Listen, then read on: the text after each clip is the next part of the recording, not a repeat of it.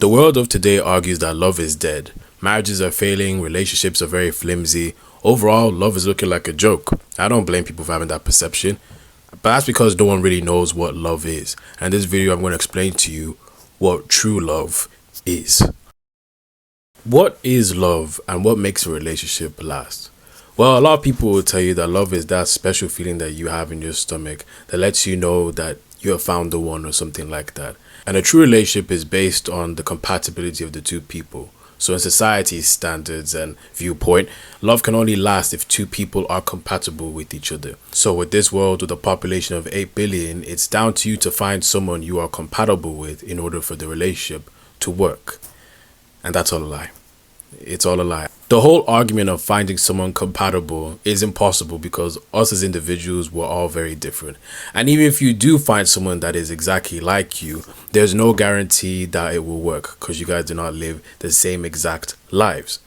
I know from experience, and that's why I'm going to tell you a little tale about my younger days of dating. I was in my 20s and I met this girl, and to say the least, me and her were very compatible. Same kind of communication style, same humor, same kind of viewpoints of life. We were very much pretty identical. She's literally the female version of me. So you can imagine younger me, who adopted to this compatibility argument, thought that maybe there was some potential here. Like if we like the same things and do the same things, well, this could work. And long story short, fast forward to 2024, it did not work. I just wasn't in love with her. I didn't like her like that, you know? And it's weird because I was asking myself, we literally are the same person.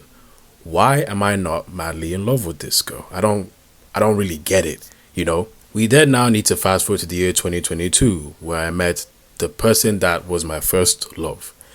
And this person was a complete opposite to me. I liked meat, she was vegan. Just our lifestyles were very opposite, but I can use meat and vegan as a clear example. We were completely opposite. She's sensitive, I'm not sensitive in it. But we really, really loved each other. Like we really, I don't, it's one of them kind of loves where it's like I don't know how to describe it, but we were intensely in love. And it's weird because I always said I can never go out with someone like her. I can never fall in love with someone like her. But here I was, head over heels with this girl, and she was head over heels over me, you know, because we were both like, oh, we want this kind of person, but opposites, I guess, attract, in it. Like, it was weird. But you can imagine that because we were opposites, there was a lot of misunderstandings, confusion. We didn't really know how to get each other, but we knew one thing that was for sure. We really, really loved each other. So it's one of them ones where we were dedicated to understanding the other person, you know. We knew we weren't compatible according to society standards, but we were dedicated to understanding each other. I was dedicated to understanding her sensitive nature and her lifestyle, and she was dedicated to understanding me. And I won't lie, it was a very difficult journey, but it got easier as the days got by. Now, why am I telling you guys this story? Well, to put it simply, you don't need to be compatible with someone to fall in love with them. You guys don't need to have any liking towards each other. I guess the only thing that you can have for each other is that love. And that love is the thing that will make two people dedicated to work towards each other. However, how do you manage that love? That's the big question. Because what we see is a lot of people who are either compatible or incompatible with each other, but they have a strong connection of love. Like that love connects them together. However, they just can't seem to make it work. There's so many people that I know who are married, have kids, and they're old, and they still say to this day that I'm not really in love with this person that I've married and had kids with in comparison to that person that I loved back in the day. Ooh, you ask any older person you know, right?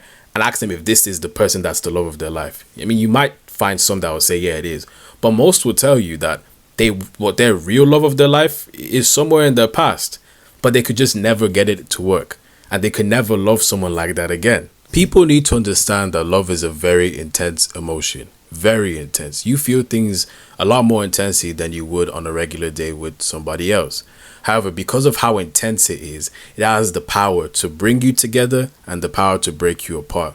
So the same way that you guys are so on fire for each other, you're so connected and so close to each other, is the same way arguments can be very fiery and explosive as well. Same way the love is fiery, the explosive arguments can happen as well.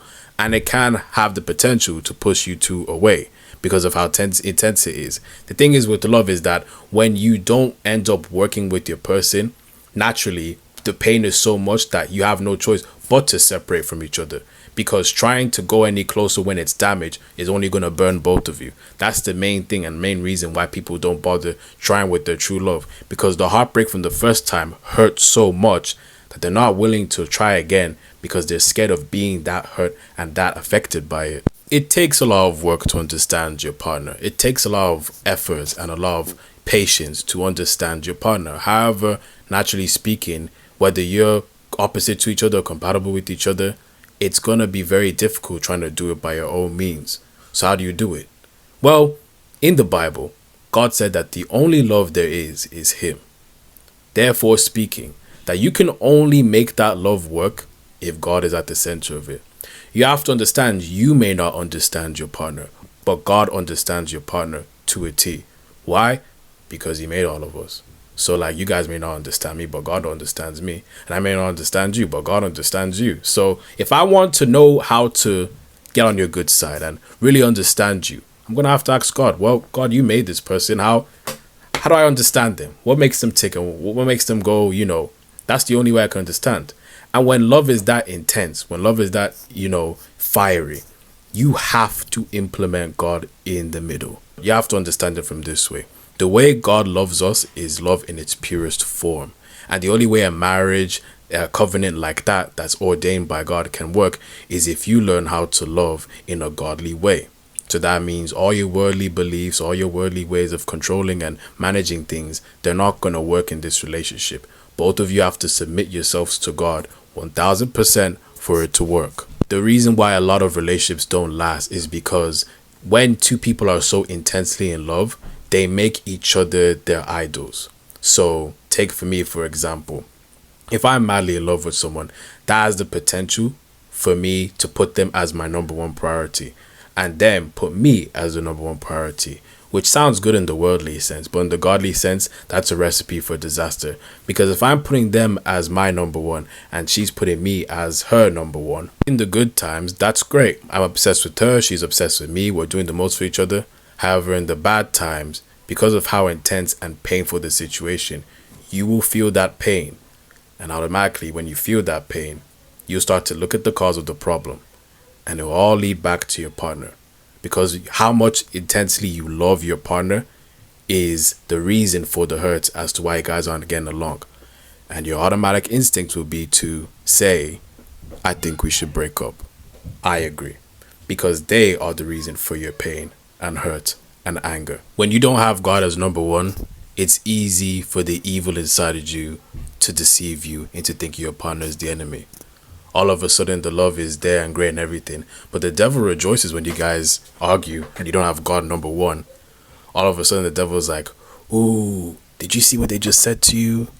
Did you see how they just looked at you? Why would they do something like that? And eventually now the devil's now planting all these seeds in your head and you're responding in ways that's not out of love. You're responding in ways and bad habits that you have learned over time. If you have God in your life and if you have God in your relationship, God will be able to remove that. But the devil is deceiving you, because when you don't have God number one, your eyes aren't always on God. Your eyes are on the world. And all the bad habits that you learn from the world, all the bad habits that you learn from the upbringing, they'll come up and they'll go and attack your partner. And that's not love. That's evil. If your eyes aren't focused on what is good all the time, and it's partially on bad and partially on good, it's basically just as bad as your eyes always being placed on the bad. And what will happen is you won't have a good clear judgment from God. You'll have the devil having a door to walk in and manipulate you. This is definitely one of my biggest mistakes when it came to my true love. I feel like looking over the situation, there were times where I said to myself that I want to love how God loves, but I was still finding myself implementing my methods from the world into our relationship. You have to understand that what you learned outside and those worldly ways do not have a place in a godly relationship. Even if it's just 1%, it always makes things worse. And that's what it did for me. But when you have God in the center, God will always remind you and nudge you. Hey, you guys are arguing, but they're not the problem for your anger and sadness. You guys are just disagreeing with each other. Times where you're having misunderstandings, God could be like, they didn't mean it like that. Go talk to them. And you guys will have a together relationship, but that can only happen if you both individually are putting God first. Because if you put God first individually, that's how it can blossom into a beautiful relationship. To love and understand your partner the way that they need to be loved and understood is only possible through the understanding of how God loves you. That's the only way. Like I said, marriage is a covenant of God. So naturally speaking, you'll need to know and understand fully how God loves you. And that way, once you understand, you can love your partner the same way God loves you. At the end of the day, there's a reason you keep reverting back to God, because God's love is pure. And if you want your partner to keep coming back to you, and your partner wants you to keep coming back to them, you have to love how God does. And only He can guide you to do that. So God will be the one to tell you what to fix and what your flaws are. God will give your partner patience and give you patience. God will give you both kindness and all that kind of stuff. And God will give you all the tools that you need to make your relationship better. However, you both need to be committed to having a relationship with God. That is the only way it will work. So to answer the beginning question, what is love? Love is God. And that's the only definition for it. Love is God. God says it Himself, that the only way to love is through Him.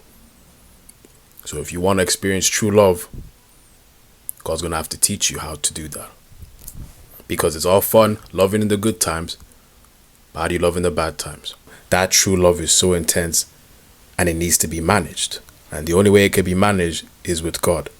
So I guess you need to ask yourself this question. That person that you truly love, if you two truly love each other, are you going to let that be love on its separate that endures even to the day you die, and not try and make it work and not put God first? You know, like, is that the life you want to live? Do you want to be married to someone but still have feelings for somebody else? Think about it. If your answer is no, submit to God. Put God number one, both of you, and I promise you, it'll work out. All of us have individual traumatic experiences and bad habits that we've developed over time that will cause a problem in our relationships, whether we are compatible or not. The question is, though, how do we end up being better for the person we are madly in love with? Only through God's guidance.